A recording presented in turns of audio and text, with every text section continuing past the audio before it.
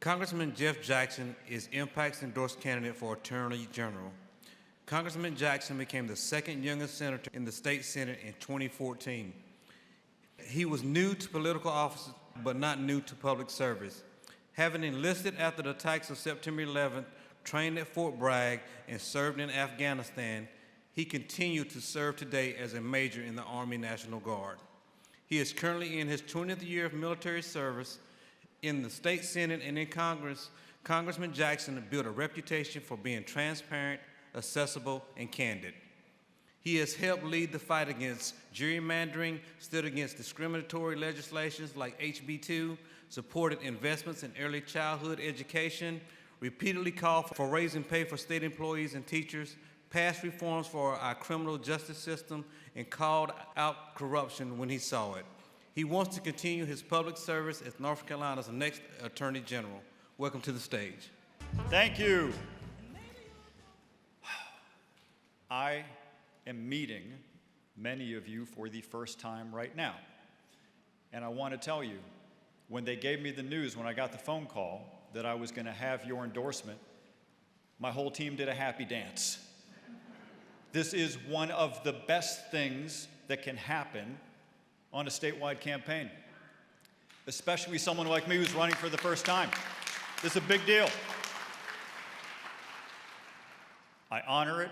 I honor your service. I honor your involvement, and I'm really excited about this election and about the potential to serve as your next Attorney General. You just heard from your current Attorney General, and y'all, I think he has done an outstanding job. Can we hear it for Josh Stein and his service to our state as Attorney General?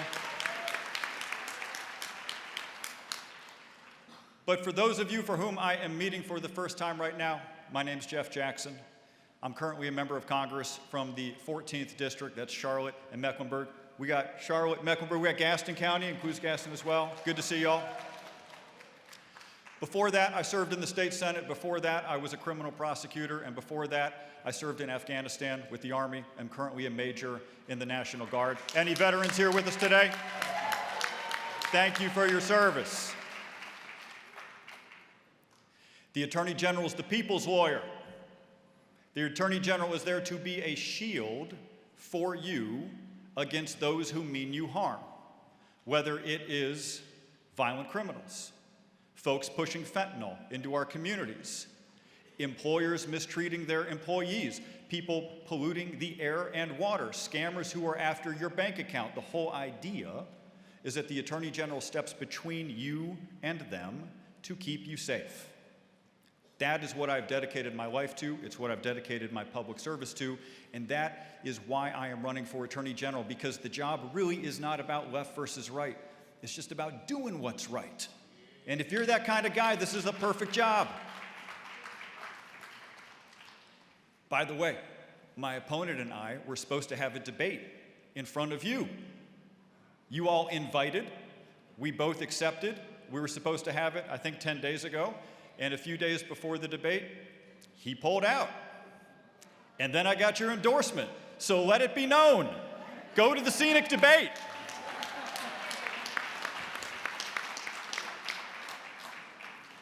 Couple top priorities real quick. Josh talked about some of this. Y'all, day one has to be fentanyl. We're losing 9 people a day in our state on average. Something new that I'll be able to do is use a new tool the General Assembly passed a few months ago, an anti-money laundering law. Our state didn't have one. Now we will. It goes into effect in December. I would be the first Attorney General with that tool. Will be very helpful for launching investigation, prosecution, and coordinating with federal law enforcement to help us identify these distribution cells that exist within our state, break them apart, and save lives. I also want to credit Josh with something very specific about this. He taught the General Assembly about the importance of the gold standard for addiction treatment for people who are addicted to fentanyl. It's called medicated assisted treatment. The folks who are using fentanyl, the addicts, the real hardcore folks, they're not using it to get high. They haven't gotten high in years. They're using it to stave off withdrawal, which is why the gold standard for treating addiction and saving lives is medicated assisted treatment to get them through their withdrawal period so they don't relapse. Josh was the one who made that case to the General Assembly, brought them around on it, and we have saved an enormous number of lives because of that work that I want to continue and spread across the state, save as many lives as we can. Let's talk about scammers. The next wave of scammers will have artificial intelligence. AI-enabled scammers are going to be a much more sophisticated threat. It means that our defenses are going to have to become stronger. If I'm elected, first order of business is to go to the General Assembly and ask them for new tools to defend you.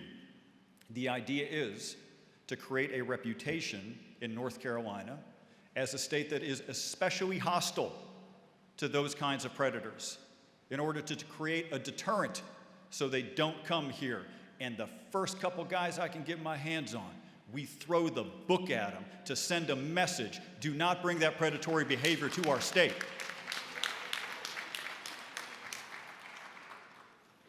I know you all have heard from a bunch of people, this is the most important election of our lifetimes. I don't think about it like that. I think about it like this. This is going to be a wonderful election. We're going to win a ton of these races. And when we do, we're going to have the opportunity to serve the way that we campaigned, not just with joy, but with honesty, with decency, with integrity, and to be a part of turning the page from the darkest chapter of American politics that any of us has lived through recently, to show people across the country it is still worth it. This experiment in self-government, to show young people that a career in public service is still worth it. It's something you can aspire to. It's something you can dedicate yourself to.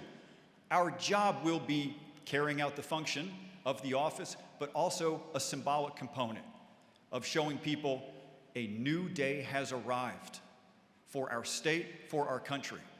We're going to look back on this with such joy that we were a part of a historic moment and a historic turning of the page.